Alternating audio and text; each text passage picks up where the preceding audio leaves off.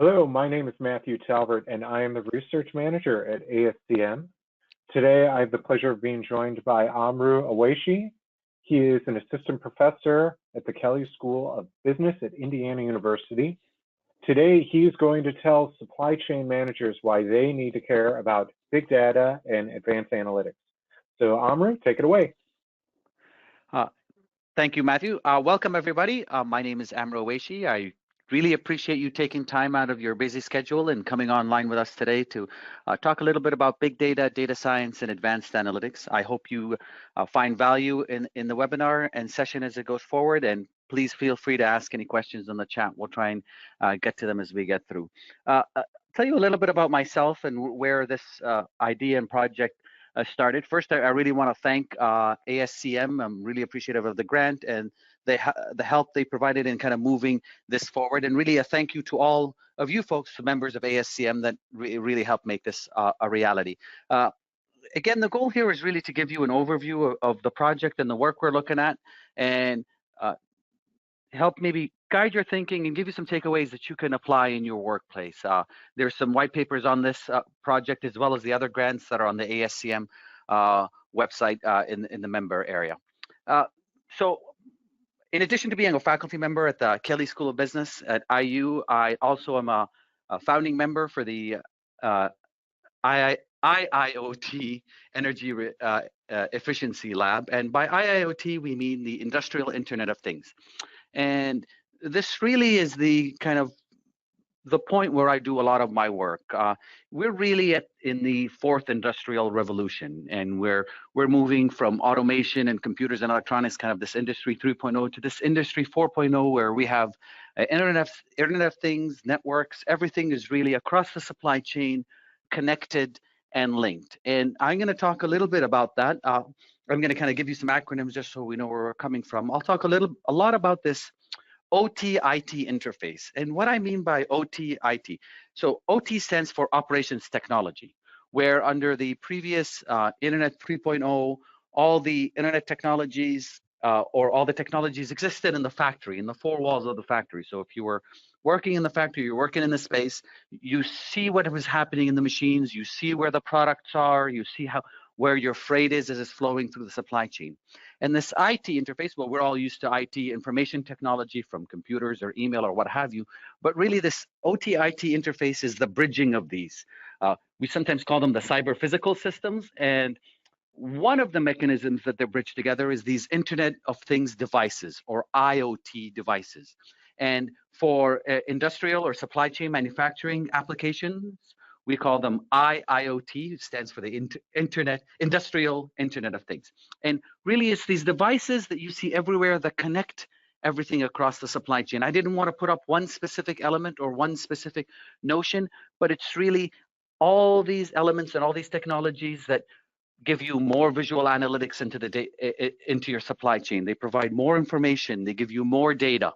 Okay, and this is growing exponentially. The best way to think about it is if you think, what's changed for us as individuals in the last few years?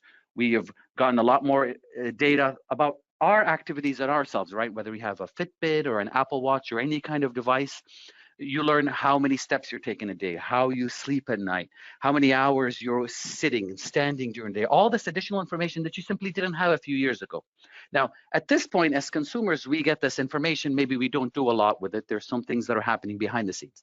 So I want you to transfer kind of the same knowledge, the same idea. What does it mean across your supply chain when all this new additional information exists? What do you do with this information as an organization? What do you do with this information as an individual? And how does this help make you a better manager? How does this make your supply chain perform better? And that's what we're going to be talking about today. That's the point of our conversation. And why should you care? Why should you care about what happens with this data? What happens with this information? Kind of a great quote here from Deming: without data, you're just another person with an opinion. And learning is not compulsory, neither is survival. We've seen a lot of things change here in the recent COVID crisis. We've seen a lot of companies adapt, supply chain specifically, where supply chain was for me, it was common. I'm sure it is for you and your dinner table, but for a lot of folks, they didn't know what a supply chain was, right? Post-COVID, almost every family understands what a supply chain is. They understand that, you know, if factories don't work, if supply chains don't flow, you don't get toilet paper, you don't get kitchen rolls, there's things that stock out. And this is what's changed now, where we've really come to the forefront. And so what do we do with this moment where, as a supply chain, we're given the opportunity to shine? And it's beyond just data. Okay, it's driving managerial thinking, where I want to kind of plant the seed in your mind that data is used to help you make an informed managerial decision. And that's what we're going to be discussing today, is how can you leverage this new data that's coming out of this Internet 4.0 system to get this data, to have this data in place so you can make that decision. Okay, we're not going to cover the technology behind the IoT systems. We're not going to cover the basic infrastructure of how it's installed. Like I said, you're all come from different industries, different backgrounds, but you're experiencing this phenomena in your organization. You have all this new data, you have all these new systems that's giving you all this information. What we're going to talk about is how can you think of this information in a way to help you and your team make better managerial decisions. And so let's begin kind of by talking about this, basing the whole conversation, talking about data science. What is data science? Data science is using the scientific method to answer questions that address managerial issues. Okay, so going away from this idea where you're sitting around a table, or nowadays around a Zoom call, and you say, I think the supplier A is better than supplier B. I believe our supply chain is reacting well. You know, we can take a straightforward scientific method and answer these questions where we can have a little more confidence or know direction. I'm sure you all experienced people around that table with a lot of confidence, but not really knowing what they're talking about or not backing it with data. The goal is to flip that a little bit here to make sure what we're talking about, what we're looking at, is data driven. So we accomplish this by building hypotheses and testing them using the data. Okay, whether this is data we have or we can get, it's really a two-stage approach. First, we make sure we're asking the right questions. And second, we want to make sure we're answering those questions effectively. And we can go through a little bit of a process to see what that looks like and what that makes sense. So I'm going to talk about three types of data today: big data, thick data, and dark data. And this is all data and information that you folks have in your organization. Again, we have a diverse group of people here with us today from different backgrounds, different industries. So the goal is not to talk specifically about one industry or specifically about one example, but to give you the background or the experience so you can apply this in your own context. So let's begin by talking about big data and what big data is. And this is really where a lot of the grant and a lot of the research focused in on, and I'll spend quite a bit of time talking about that.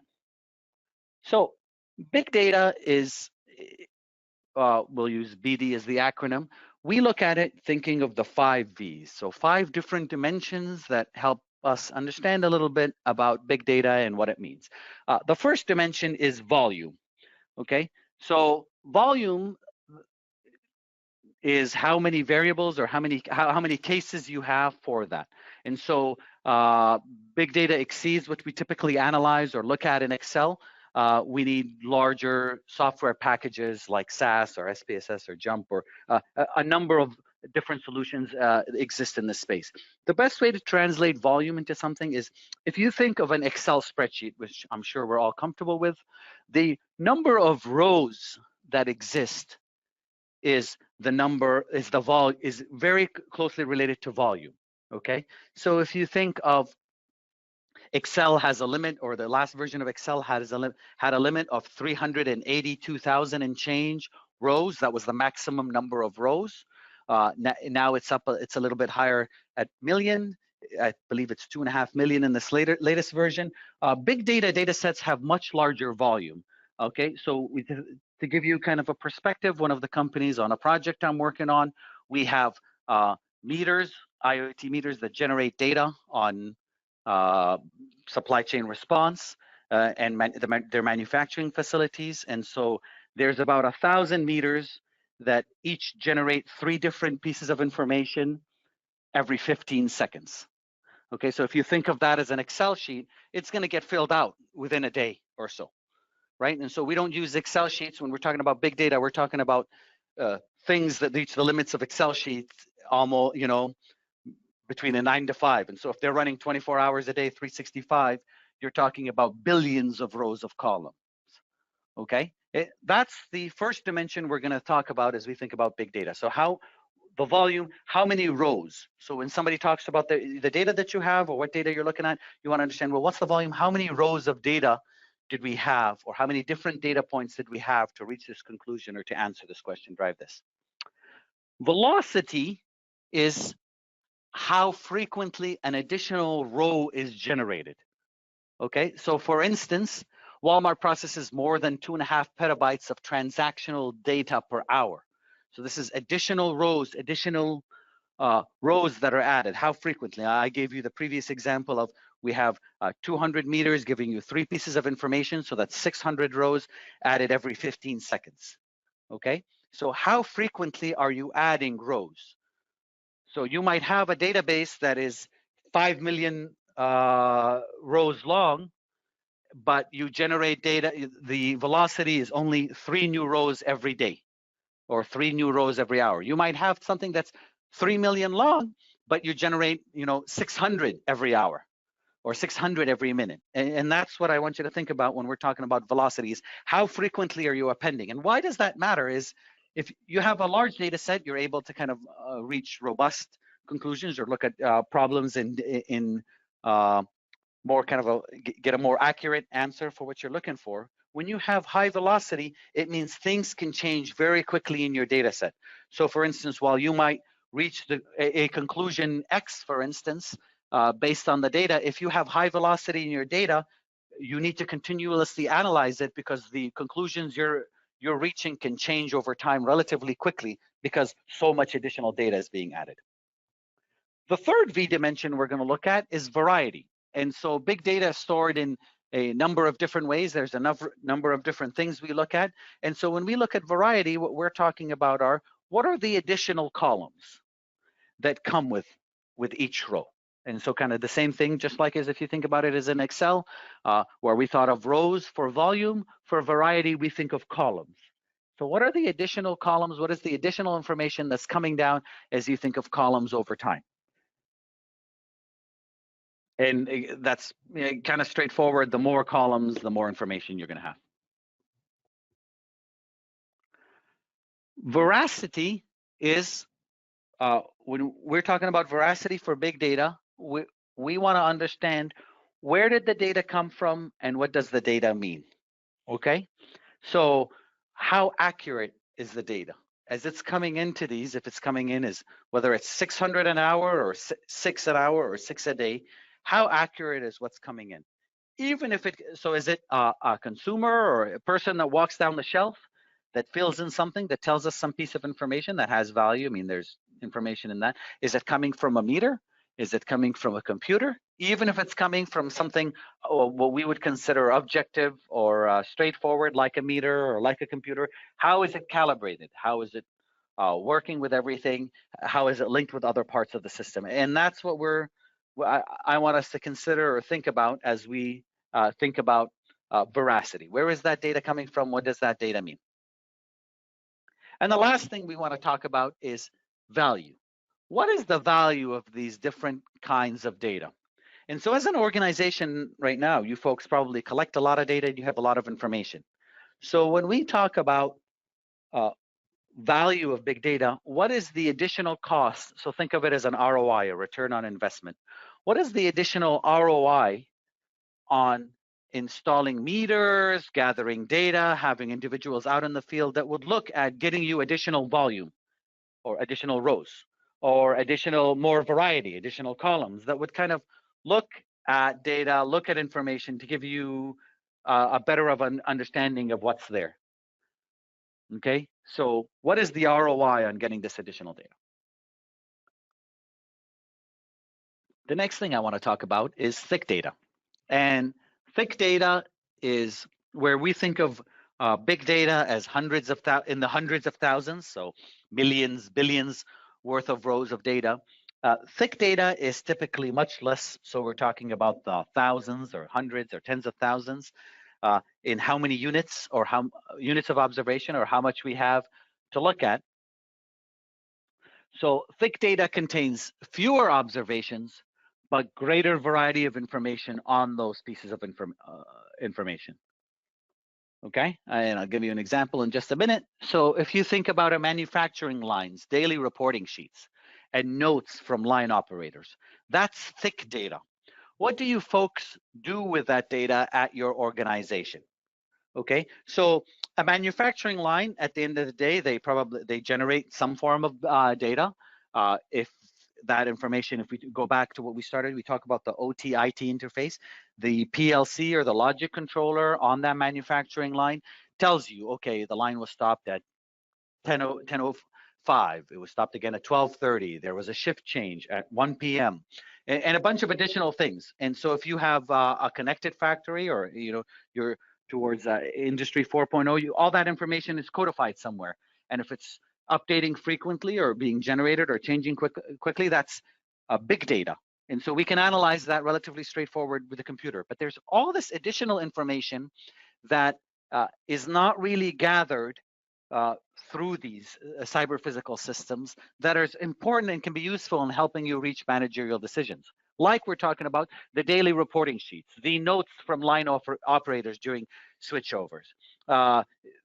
You can think about it in a supply chain. You can think about it, a lot of us have experienced it if you've been to a hospital where you see the nurses, when they change after shift, right? They have a brief, or physicians, they have a briefing, debriefing session. The same thing happens a lot during manufacturing lines, right?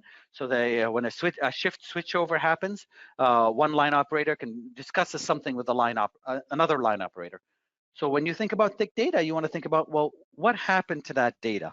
Was it codified somewhere? Could we use it somewhere? Could we look at something? Is there something that's recurring happening? So if we were to ever have a recall or have additional problems and we go back, we can better understand what does it mean when we talk about this additional information that's generated by those operators, by the people working on the line.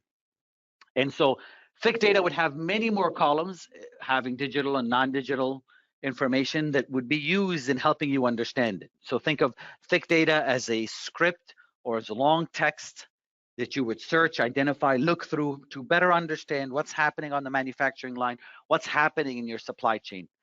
Okay, and so while when we talk about our suppliers, we can rank them on a 1 to 5 scale. We can rank them on a number of additional dimensions.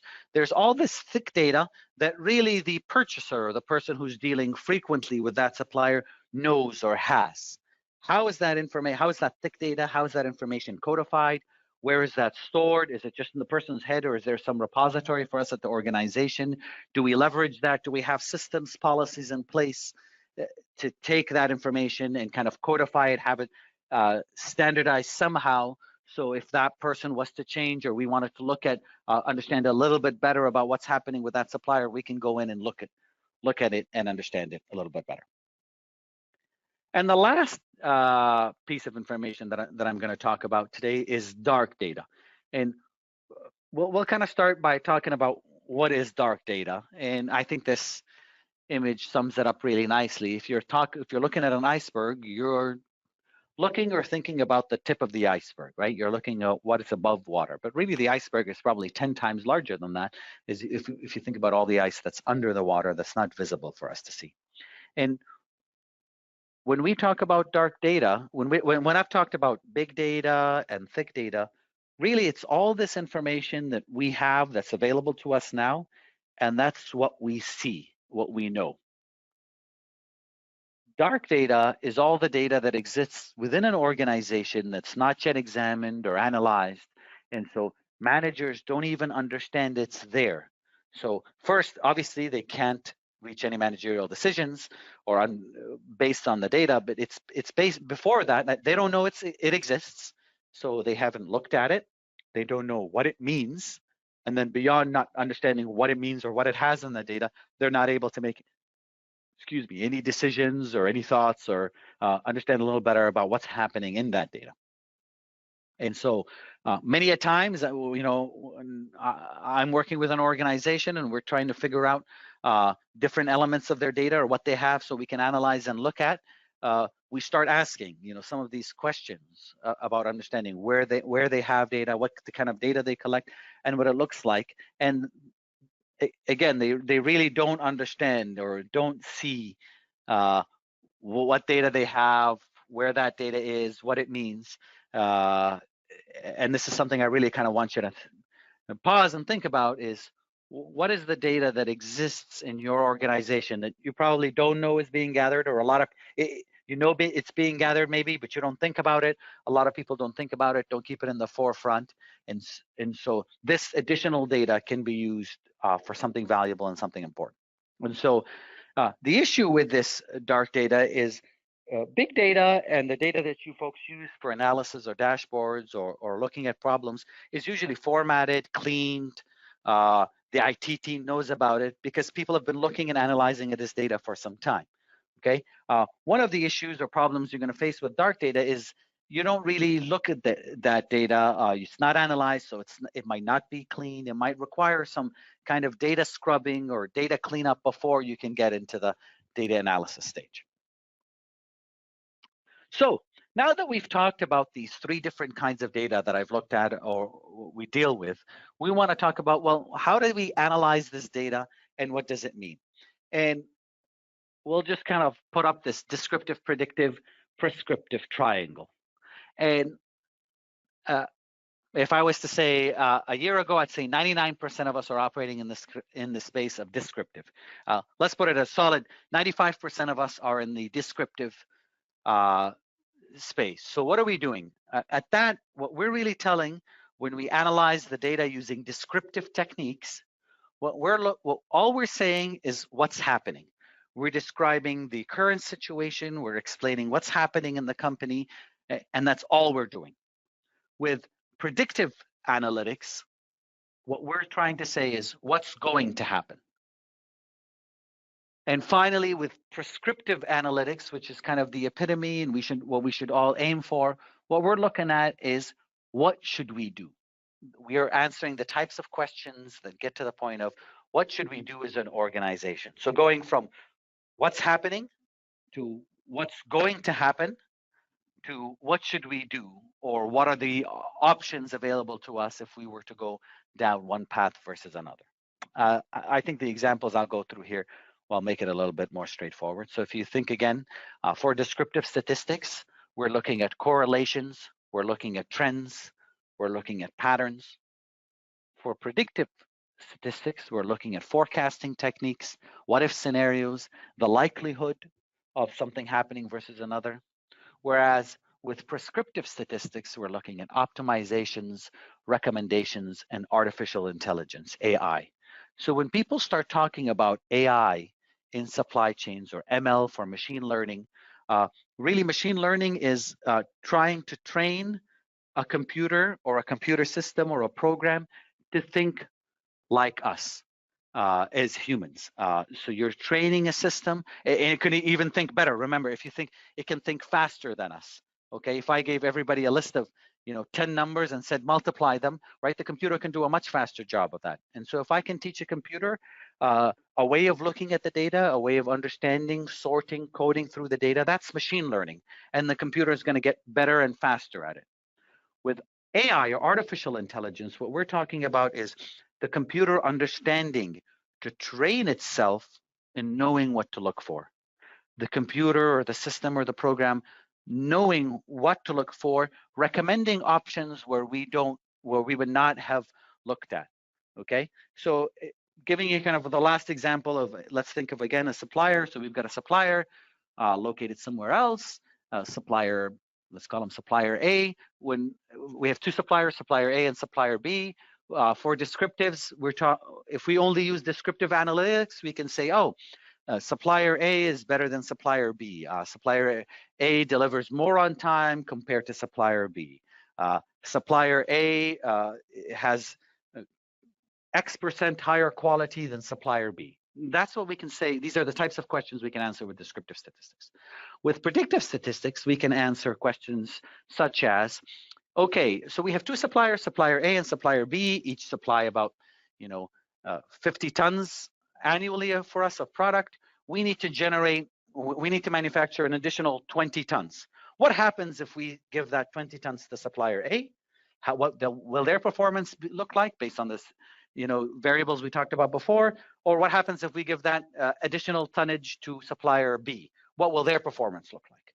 And that's what we can start doing when we talk about predictive analytics. We're trying to predict what happens when we know something, when we know this piece of information. We need X% of an additional tons being produced. Prescriptive analytics gathers additional data, looks at all the data that we have across our organizations, and it will come up with decisions like, oh, maybe you should split them 50-50 that you would not have otherwise thought about. Or let's split them 30-70 based on the analysis that the algorithm has done and the AI is coming up with. Maybe we should consider supplier C in this scenario and bring in supplier C and what value supplier C can add. And these are the kind of things that we talk about prescriptive. It's coming up with solutions or looking at problems, looking at issues that we might not have otherwise thought of or consider ourselves. So I'll kind of go through three specific examples here as we talk about descriptive analytics, predictive analytics, and prescriptive analytics. So with descriptive analytics, what has happened? So what are the kind of supply chain questions we can ask? How has supplier A been performing over the past year? What does their performance look like? How have they been doing? What kind of data do we need is supplier A's performance, right? Supplier A and supplier B, we can use regression, correlation. These are the types of analysis. Predictive analytics, how will supplier B perform if they are asked to manufacture an additional 500 units? What kind of data we need? Okay, performance on all the suppliers, maybe additional changes as the product changes, and we can do some forecasting and simulation techniques. And prescriptive analytics, which supplier should we select to manufacture our new product, the performance of all the suppliers in the background. And this is kind of where we get into this notion of machine learning and AI. If you've heard ML, for short of machine learning, and AI, that is short for artificial intelligence, really that's what you're doing. Where machine learning is just we're training a computer system to help us make decisions based on data or information that we typically do. It's not coming up with anything out of the box, or it's not coming up with something completely different. Given unlimited time or a lot of computing power, an individual would be able to reach the same conclusion, okay? With artificial intelligence, that's really where the game changer is. It's coming up with something completely different, really rethinking, expanding your option set beyond what you typically are thinking about or what you're driving. So how do we visualize this data? How do we display the results? What do we talk about when we're trying to convince within our team, kind of looking at the output of this data? And so we already have the data. If we've analyzed it in a number of different ways, now how do we visualize and how do we display these results? So we can think of the 5 whys. When looking at temporal analysis, we can look at how things change over time. Okay, so when is this supplier performing at this level? Where's the location of our best performing supplier? How does our product move through different parts of the country over time? So where is our product? Where is it located? You typically, we're seeing more and more dashboards that have, a map of the country with trucks all over, or product flowing throughout the supply chain, right? That's a form of geospatial analysis where we can kind of see our product or our supply chain overlaid onto a map and see how it's flowing through. Topical analysis is a kind of analysis where we see, you sometimes see it in words. Larger words mean they appear more frequently. We have notions or ideas that are more important than others, and we're trying to bring that to the forefront to the reader. Network analysis, which really tries to visualize the whom aspect, how are suppliers linked, and more and more companies, especially now after the COVID crisis, are starting to do this analysis where you map out your entire supplier network and who else they're supplying. So it's very easy. We all typically know who our first-tier suppliers are, right? And we probably know who most of our second-tier suppliers are. But what about the third-tier suppliers? So that's wonderful. And with that, we can map our own internal supply network. But then who do those second and third tier suppliers serve? Quite a few companies, as they map out their first tier suppliers, they know quite well. But when they map out their second and third tier suppliers, we find out that, those second and third tier suppliers are the primary or only suppliers for first tier suppliers of their competitors. And so any IP or intellectual property or capacity that you want that your second tier suppliers might have, could be going to your competitors or somebody else. And that's really important when you think about this network analysis, is not only within your own supply network, but who else do those other partners, second and third tier suppliers, kind of inform or supply. And finally, the why, talking about predictive analytics. I want to really kind of caution the notion to delineate the difference between causality and correlation. We talk a lot about those two together, and unfortunately people confuse them, and I'm sure you've had people on your team confound both. So causality is something that causes another. Okay, correlation is two things that happen at the same time, or they happen related in time. I'll give you a perfect example. Every time I wash my car, it rains. That's correlation. It's not causation. It does not rain because I washed my car. Okay? And that's the difference. It's important to understand how you delineate that within your own supply chain. So when you're looking at data and your people on your team present you with data, the question is to always ask, did this really cause it, or there just happened to happen at the same time? And so they're driving the same thing happening at the same time. So what are some potential issues, some potential things we've looked at? And these are specific issues I've looked at with companies that I've worked with. Some of the part of this grant here is, what can we do to leverage data science to improve product quality? So what are specific things that have happened to look at quality? And I can tell you it's specific things like how we change. So one of the outcomes of that is, how do we change the coding philosophy, or how do we empower the kind of line change switchovers?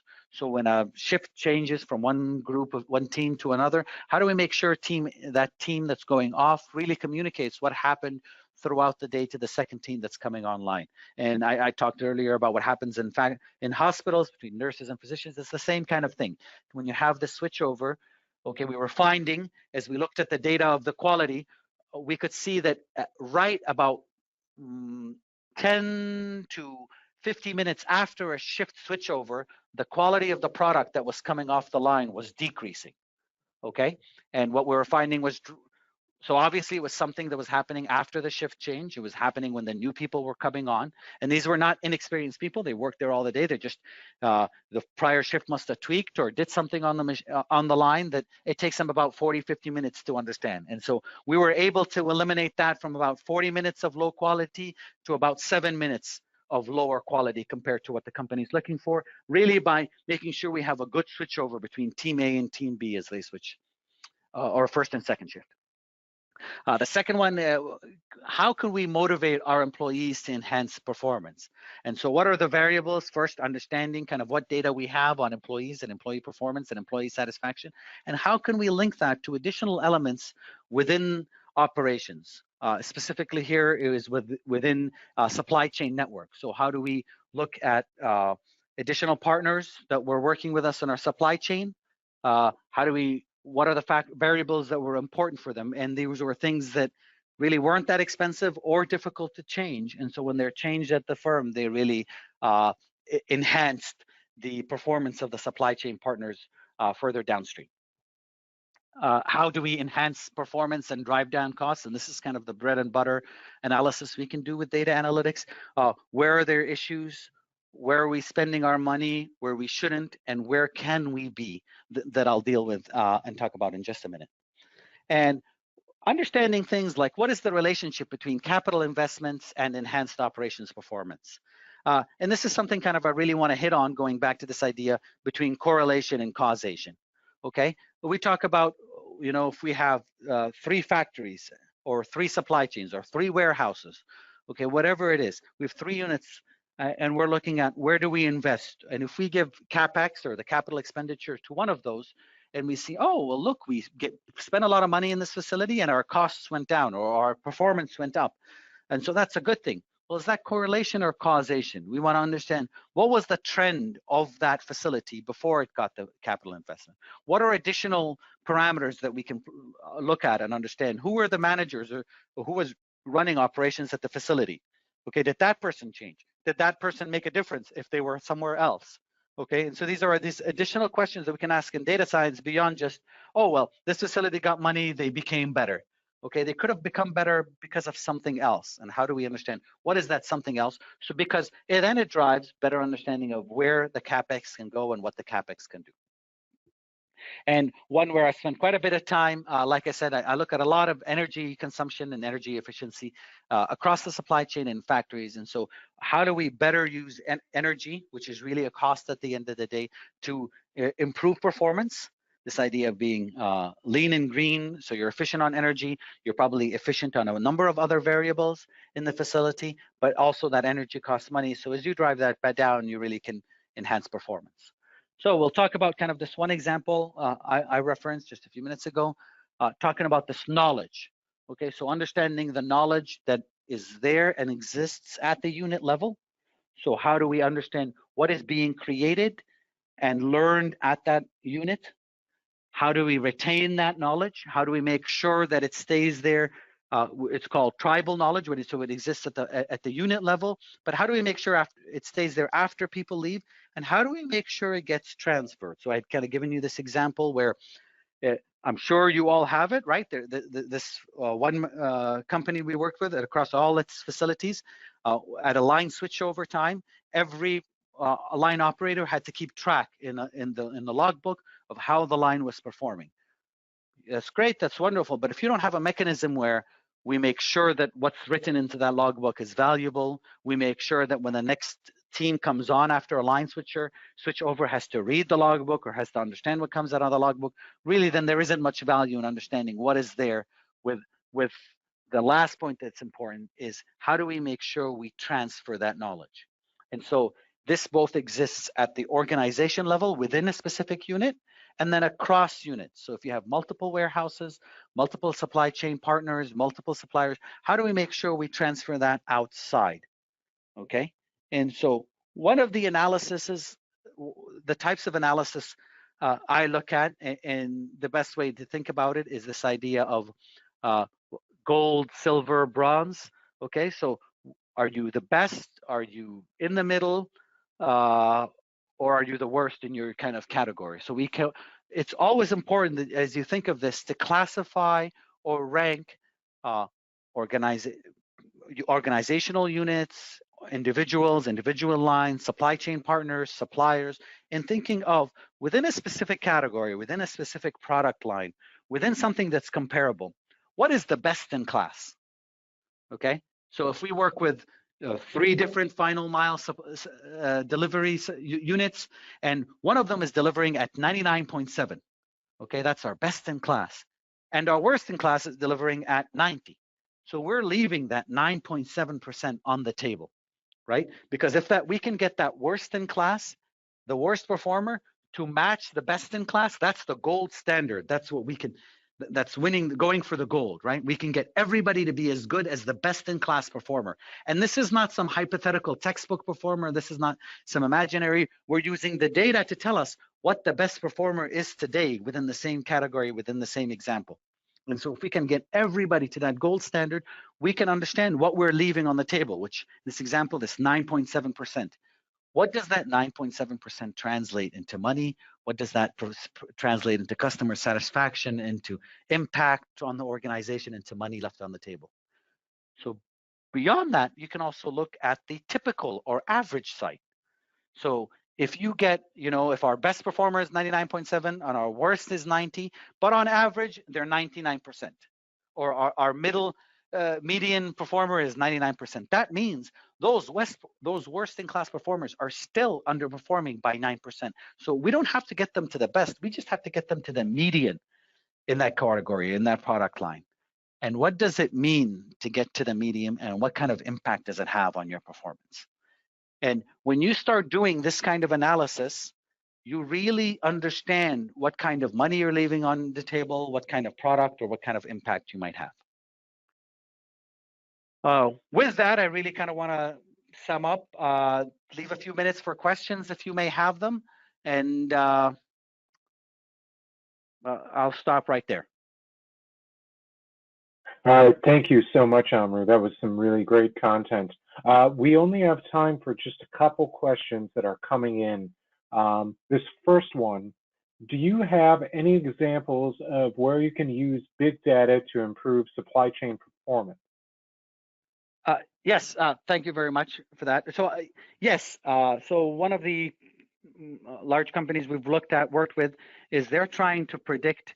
It's purely a supply chain question.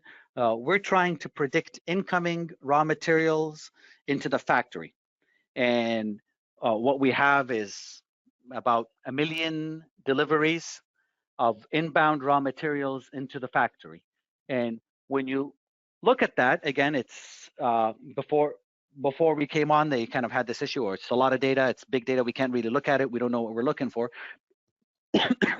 Excuse me. But we were able to help them identify specific times of day that were causing issues in the inbound delivery. So they changed some of their local in-house their inbound incoming warehouse at the factory to change some operations and to change how they prioritized incoming products so they wouldn't have delayed. And it also identified some suppliers that were causing a lot of problems. I'm sure you'll all see this in a lot of your data, is this 80-20 rule. 20% of your suppliers cause 80% of the problems or 80% of the issues that you have to deal with. And so the goal of that is what we were able to do is help them predict. They knew which suppliers were going to be issues, but we were helping them predict at what times during the month they needed to reach out to those suppliers to make sure that the suppliers were on the same page to prevent any kind of problems in the flow of raw materials coming into their factory, because a shutdown at the factory is quite expensive there. So we were able, again, using predictive analytics to better predict when they should, and the outcome of that was, hey, let's reach out to our supplier, make sure the supplier is on board to know that we need this incoming product that's in about 2 weeks, because this is when they typically are having problems. And they saw kind of quite a substantial jump up in on-time performance on the inbound product side. All right, very good. I want to be conscious of time, so we're just going to take one more. Are there opportunities to have an impact beyond just operations metrics? Absolutely. So that question kind of relates to what we talked about, this idea earlier about energy efficiency. I'm sure your companies, or a lot of companies, are looking at this idea or talking about sustainability or business sustainability. We can look at that a number of different ways, but one of the ways we talk about business sustainability is the impact on the environment. And really what's kind of forefront now is this energy efficiency or energy consumption. How much energy are we using? Where does that energy come from? What does that mean? And when we install these meters, what we were looking at initially was just reducing the energy consumption. But one of the outputs and value beyond, again, energy reduction relates to lower utility bills, better operations performance, lower costs, so you're more competitive. But you're also having a secondary benefit is you're having a positive impact on the environment. It's a win-win, so to speak. And this second win can help you have come in a better light as an organization, right? More sustainable, care about the environment beyond reducing our costs and having a positive impact or having a more enhanced supply chain. All right, very good. We are just out of time. Thank you again for taking the time to share your great thoughts and insights. That concludes our webinar. Yeah, you bet. That concludes our time today. If you really wanted to ask your question and we just didn't have time for it, please feel free to shoot your question on over to research@ascm.org. All content and materials included in this ASCM online event are the property of ASCM and are protected by the United States and international copyright laws. All rights are reserved.